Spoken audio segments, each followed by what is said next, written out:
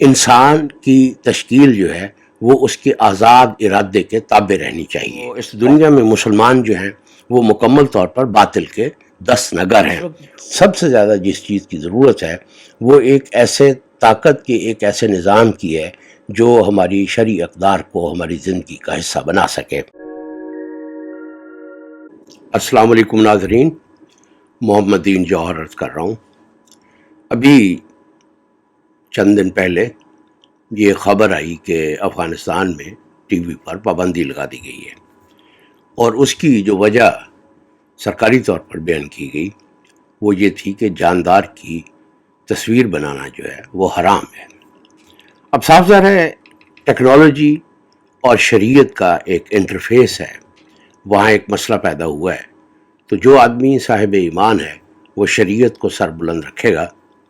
اور ٹیکنالوجی سے دستبردار ہو جائے گا۔ میرا خیال ہے یہ پہلی دفعہ نہیں ہے کہ ٹیکنالوجی نے مسلم معاشرے میں بہت سنگین نوعیت کے مسائل پیدا کیے ہیں۔ ابھی حال ہی میں پاکستان میں ملک بینک کے حوالے سے ٹیکنالوجی اور انسانی عمل کے مابین جو مبہم جو اس میں نسبتیں ہیں وہ سامنے آئیں، اور اس پر آراء بھی جو ہے وہ بہت زیادہ مختلف ہو گئیں۔ اسی طرح سے یہ مسئلہ بھی جو ہے یہ ابھی لا ینحل ہے کہ ٹیکنالوجی کی معاشرے میں یا انسانی معاشرے میں کیا حیثیت ہے، اور شرعی طور پر اس کے ساتھ کیسے ایک سلوک جو ہے وہ روا رکھا جا سکتا ہے، یا کیا ایک اپروچ یا پالیسی جو ہے وہ اختیار کی جا سکتی ہے۔ جو ٹیکنالوجی ہے وہ انسانی معاشروں میں وہی حیثیت رکھتی ہے جو نیچر کے افعال و اعمال رکھتے ہیں، مثلا جیسے بارش ہونا، دریا کا چلنا، پہاڑ کا بلند ہونا،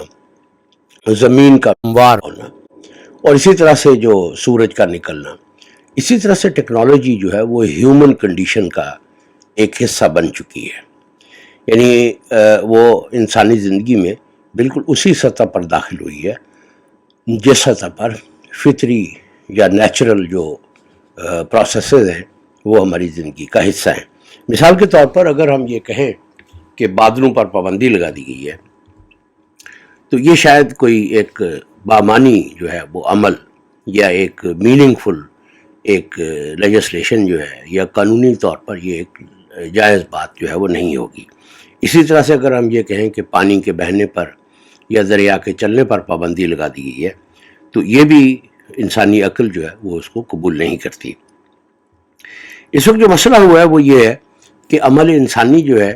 اس کی جو ایک آزاد اور خود مختار حیثیت تھی وہ ختم ہو چکی ہے، اور عمل انسانی جو ہے وہ ٹیکنالوجی میں ایک طرح سے متضمن ہو چکا ہے۔ یہاں ایک بات بہت زیادہ عام طور پر کہی جاتی ہے کہ ٹیکنالوجی کا جو استعمال ہے اس پر یہ چیز منحصر ہوتی ہے۔ اس کا استعمال اچھا ہو تو ٹیکنالوجی اچھی ہے، اگر اس کا استعمال غلط ہو تو ٹیکنالوجی غلط ہے۔ میرا خیال ہے کہ یہ بات درست نہیں ہے، کیونکہ اوزار میں یعنی کسی آلے میں، انسٹرومنٹ میں یا ٹول میں اور سسٹم میں ایک فرق ہوتا ہے۔ انسان اوزار کو یا انسٹرومنٹ کو یا ٹول کو استعمال کرتا ہے، جبکہ جو سسٹم ہوتا ہے وہ انسان کو استعمال کرتا ہے۔ سسٹم میں انسان سسٹم کی شرائط پر اس کا حصہ بنتا ہے، اور اس کا حصہ بننے کے بعد وہ اپنے انسان ہونے کو، اپنی اخلاقی خودی کو اور اپنے انسانی عمل کو کس حد تک محفوظ رکھ سکتا ہے، یہ مسائل ابھی حل طلب ہیں، کیونکہ ہمارے ہاں ٹیکنالوجی پر کوئی گفتگو جو ہے وہ سامنے نہیں ہے۔ آج کے دور میں ٹیکنالوجی جو ہے وہ انسانی معاشروں میں طاقت کا اور خوشحالی کا واحد ذریعہ ہے۔ جس چیز کو ہم پیداواری عمل کہتے ہیں وہ بنیادی طور پر ایک ٹیکنالوجیکل پروسیس ہے، اور پیداواری عمل کے بغیر انسانی معاشرے میں کسی بھی خوشحالی کا یا کسی ترقی کا خواب نہیں دیکھا جا سکتا۔ اب یہ بات کرنا کہ ہم ٹیکنالوجی میں پک اینڈ چوز کر سکتے ہیں تو یہ ناممکن ہے۔ آج کے عہد میں ہم ٹی وی پر تو پابندی لگا سکتے ہیں، اور ٹی وی پر پابندی لگانا جو ہے وہ اس وقت ہمارے جو انسانی شعور ہے، جو مسلم شعور جس سطح پر کام کر رہا ہے اور وہ تاریخ کو جس حد تک سمجھتا ہے، یہ اس پر بھی ایک دلالت کرتا ہے۔ مثال کے طور پر ٹی وی جو ہے وہ ایک پرانی ٹیکنالوجی ہے، جبکہ موبائل فون نے ٹی وی کو اور ٹی وی کی طرح کی بے شمار ٹیکنالوجیز کو مکمل طور پر ان کی جگہ لے لی ہے۔ اور جو موبائل فون ہے، اگر ہم یہ سمجھتے ہیں کہ جاندار جو ہے اس کی تصویر حرام ہے، اور ڈیجیٹل سطح پر جس طریقے سے جو ہے وہ ٹیکنالوجی بروئے کار لائی جاتی ہے، اس میں موبائل فون نے بے شمار ٹیکنالوجیز کو بالکل مندرس اور آؤٹ ڈیٹ کر دیا ہے، اور موبائل فون نے ہر چیز کو مندرس کر دیا ہے، مثلا کیمرے کو، ٹارچ کو، کمیونیکیشن کو، فون کو، اور اس طرح کی بے شمار ریکارڈ رکھنے کو، لکھنے پڑھنے کو، اس طرح کی بے شمار انسانی اعمال جو ہیں وہ سب جو ہے وہ اب موبائل مرکز جو ہیں وہ ہو چکے ہیں۔ اب اگر فرض کیا ہم شریعت کی اس حکم کی بالادستی چاہتے ہیں کہ جاندار کی تصویر جو ہے وہ نہیں بنائی جائے گی، تو سب سے پہلے جو چیز بین کرنی چاہیے یا جس چیز پر پابندی لگنی چاہیے وہ انٹرنیٹ ہے، اور وہ کمپیوٹر ہے، اور وہ موبائل فون ہے۔ اگر ہم موبائل فون پر پابندی نہیں لگاتے، اگر ہم انٹرنیٹ پر پابندی نہیں لگاتے، اگر ہم ڈیجیٹل ٹیکنالوجیز پر پابندی نہیں لگاتے، تو ٹی وی پر پابندی لگانا جو ہے میرا خیال ہے وہ ایک ادھورا اور ایک قصری عمل ہے، اور جو شریعت کی مرادات کو معاشرے میں پورا نہیں کر سکتا۔ ٹیکنالوجی نے انسانی زندگی کو فرام گراؤنڈز اپ مکمل طور پر تبدیل کر دی ہے۔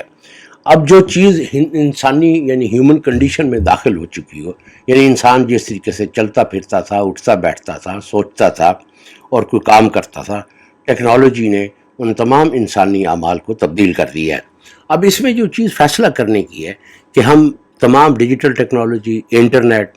اور اس طرح کے جتنے بھی دیگر وسائل ہیں، سوائے کچھ میکانسٹک ٹیکنالوجی کو، جیسے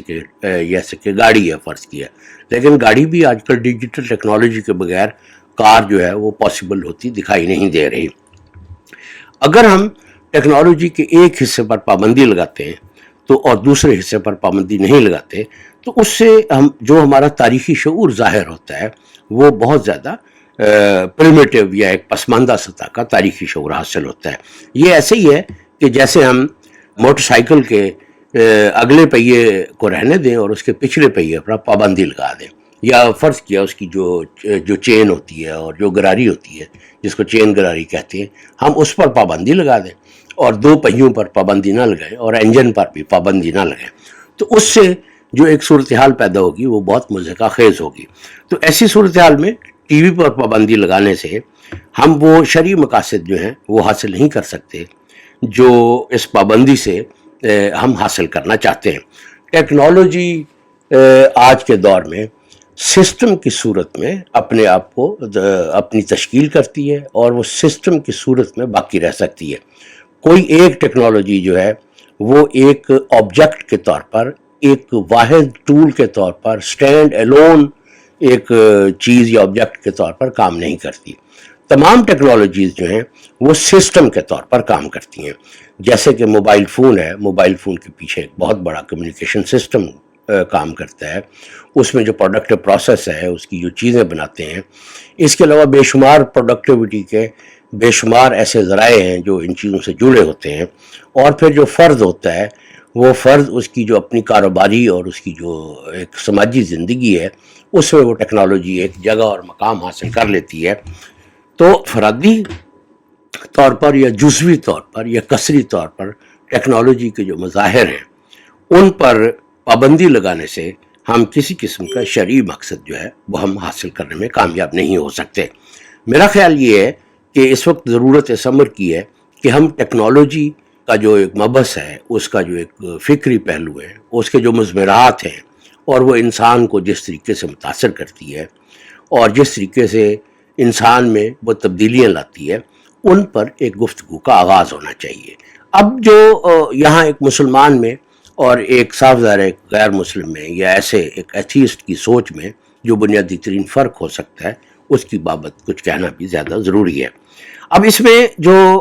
غیر مسلم لوگ ہیں یا کفار ہیں فرض کیا، ان کا موقف یہ ہے کہ انسان کا جو طبعی ماحول ہوتا ہے،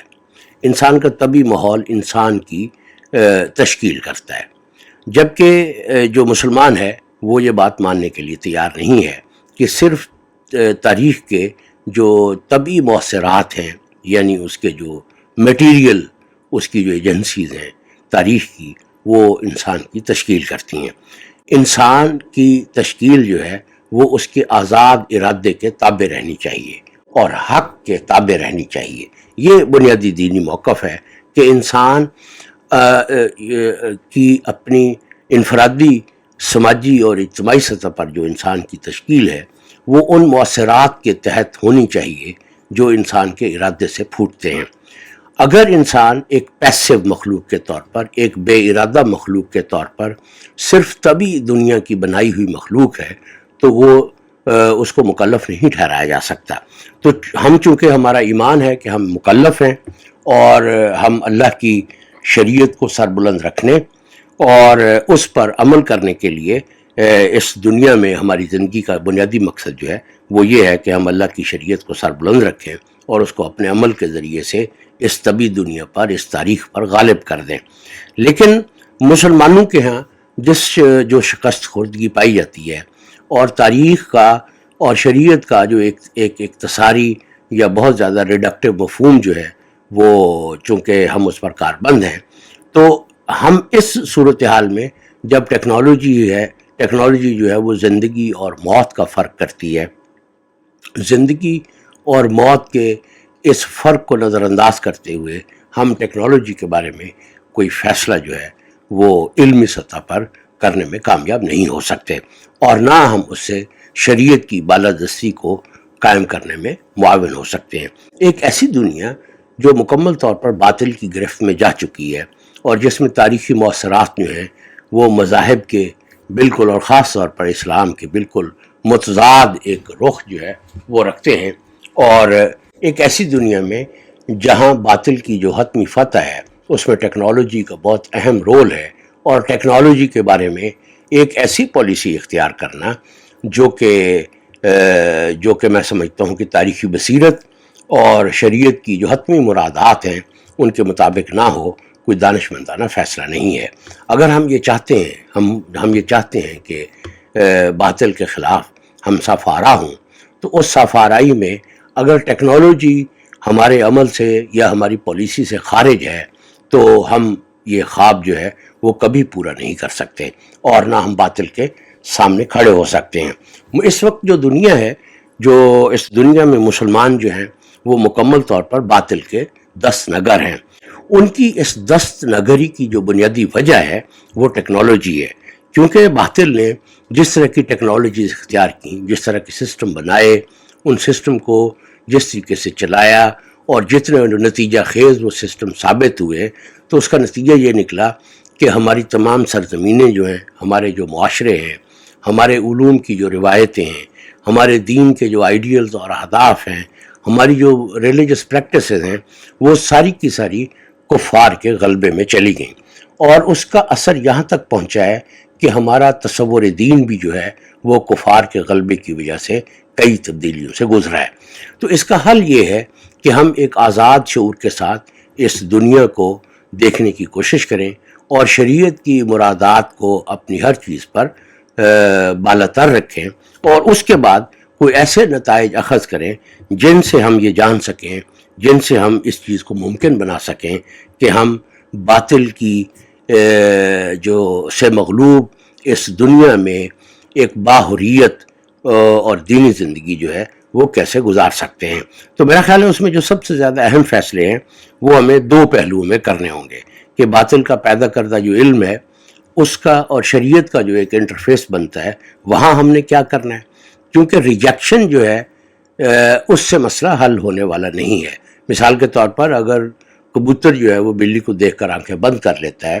صاف ظاہر ہے وہ اس کی قاتل ہے، تو اس سے ہمارے مسئلے حل نہیں ہوں گے۔ ہمارے مسئلے صرف اس صورت میں حل ہوں گے جب ہم ان تاریخی مؤثرات پر جو علم، کلچر اور ٹیکنالوجی کے ذریعے سے اس وقت دنیا کے ہر کونے میں پھیل چکے ہیں،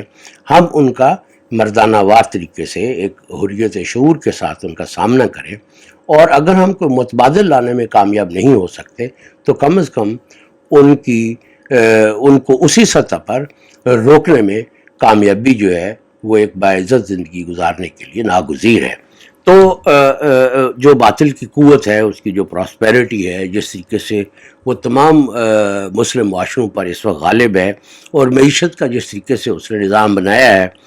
معیشت کے اس نظام کے خلاف لڑنا اور دینی اقدار کو سربلند رکھنے کے لیے ایسے ذرائع اور وسائل تلاش کرنا جن سے ہم باطل کے سامنے کھڑے ہو سکیں، میرا خیال ہے وہ زیادہ ضروری ہے۔ اس موقع پر میرا خیال یہ ہے کہ ہمیں امام ابو حنیفہ علیہ رحمت کا جو دارالحرب اور دارالاسلام کا موقف ہے، ہمیں اس پر توجہ مرکوز کرنی چاہیے کہ اس وقت سب سے زیادہ جس چیز کی ضرورت ہے وہ ایک ایسے طاقت کے، ایک ایسے نظام کی ہے جو ہماری شرعی اقدار کو ہماری زندگی کا حصہ بنا سکے، اور اس کے ہوتے ہوئے جو سود کا نظام ہے، صاف ظاہر ہے وہ شریعت کے ہوتے ہوئے وہ قائم نہیں رکھا جا سکتا۔ اس وقت جو سب سے بڑا مسئلہ ہے وہ سود کا قائم کردہ وہ نظام ہے جو اس ٹیکنالوجیکل سسٹم کی بنیاد ہے اور جو مسلم دنیا پر غلبے کی اساس ہے۔ جس وقت تک ہم ٹیکنالوجی کے باطل کے قائم کردہ اس نظام کو سمجھنے اور اس کا توڑ یا رد کرنے میں کامیاب نہیں ہوتے، اس وقت تک اس طرح کے فیصلے، شریعت کی بالادستی اور معاشرے کو اسلامی بنانے کی جو کوششیں ہیں وہ کسی صورت بھی ثمرآور ثابت نہیں ہو سکتی۔ تو اس میں جو چیز سب سے زیادہ ضروری ہے کہ جس وقت باطل کا نظام قائم ہو چکا ہو اور سودی معیشت قائم ہو چکی ہو، تو سب سے زیادہ ضروری اس کو توڑنا ہے۔ باقی ساری چیزیں غیر اہم ہو جاتی ہیں، اور جو اہمیت کی حامل چیزیں ہوتی ہیں شریعت ہم سے ان کا تقاضا کرتی ہے۔ اور اس میں میری گزارش یہ ہے کہ جو اس نظام کو توڑنے کے لیے جو سب سے زیادہ ضروری کام ہے وہ طاقت کا حصول ہے۔ تو طاقت کے حصول کے ذرائع جو ہے وہ اسی راستے سے گزرتے ہیں جس پر ہر قدم پر ہمیں ٹیکنالوجی سے سامنا ہوتا ہے۔ اگر ہمارے پاس ٹیکنالوجی نہیں ہوگی تو ہم طبعی طور پر زندہ رہنے کے امکان کو بھی باقی نہیں رکھ سکتے، جیسا کہ اس وقت ہم غزہ کی صورتحال میں دیکھ رہے ہیں اور باقی مسلم دنیا میں اس کا روز جو ہے وہ مشاہدہ کرتے ہیں۔ مجھے امید ہے کہ میں ٹیکنالوجی کے حوالے سے اپنی بات کہہ پایا ہوں گا، لیکن صاف ظاہر ہے یہ ایک ایسا موضوع ہے جس پر ہم نے کوئی غور و فکر نہیں کیا، جس پر ہم نے سوچا نہیں ہے۔ ٹیکنالوجی انسانی زندگی کے لیے کس حد تک مفید ہے، وہ اس کو کس حد تک تبدیل کرتی ہے، کیا ٹیکنالوجی کے ہوتے ہوئے انسان مشین بننے سے جو ہے وہ بچ سکتا ہے یا نہیں بچ سکتا۔ یہ تمام وہ سوالات ہیں جن پر ہم نے گزشتہ 200 سال میں بالکل نہیں سوچا۔ یہ اہم ترین مسائل ہیں جن پر علمی گفتگو کے ذریعے سے ہم کو ایسا راستہ نکال سکتے ہیں جہاں ہم اپنی شریعت کے مقاصد کو سربلند رکھ سکیں۔ بہت شکریہ۔